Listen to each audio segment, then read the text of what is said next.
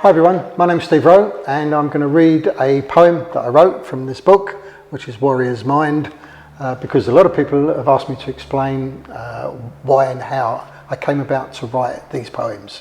Okay, the first one is a black belt. This is the most talked about subject in the martial arts. Mention black belt on social media and there's a tirade. Everyone wants to have his or her say, and tell how hard it was for them to get their grade. I used to think everyone could be a black belt. The way was simple. All they had to do was train every day for 3 to 5 years, pay attention to instruction, and they'd make the grade. I was naive. Over the years, I realised that wasn't true. Many won't make it as long as they've got a hole in their backside. Some are just scared of the responsibility of being good. Some are scared of their spouses and family, who don't really want a stronger version of them. Some are just so weak-willed, they haven't got it in them.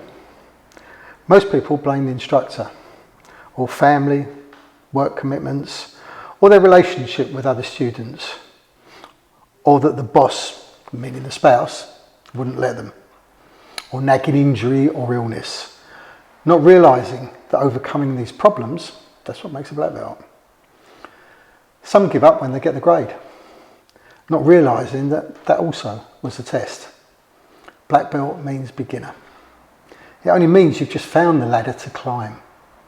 Snatching defeat from the jaws of victory actually describes them quite well. A black belt is an investment in a person. It's only a belt and a piece of paper. Wearing it is another thing. Many martial artists don't realise they actually failed at that point. Taking responsibility for themselves, their own training, their own standards, their own progress, never blaming others for a setback, being strong enough to help other people. That's a black belt. I think that's the bit a lot of people don't realise. I had to write this because some 45 to 50 years of training, 40 odd years of teaching other people, it made me realise that the idea of what a black belt is, they think, oh, you've got a black belt, you must be fantastic. They don't realise that's just the start, that's just the beginning. You know, if you was taking a university degree, it'd take you 3 years to get the degree, but what are you going to do then? Having a degree is one thing, what do you do with it? Actually training and getting to a black belt doesn't make you an instructor.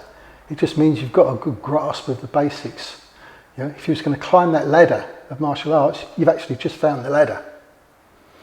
And this was why I wanted to say there are so many things, there's so many reasons, there are so many excuses. I used to think it was quite straightforward. Get a black belt, 3 to 5 years worth of training, train every day, take instruction, pay attention to your instructor. Actually, not many people can do it. It apparently is quite hard.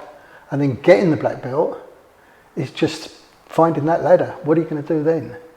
You know, training from first dan to second dan to third dan. You know, first dan is instructor, third dan is teacher, fifth dan is international teacher.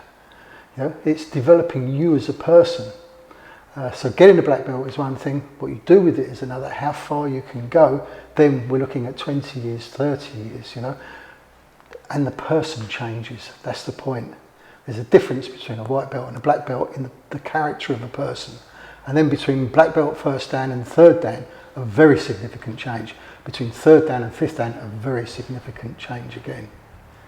If that's not happening, you're in the wrong school.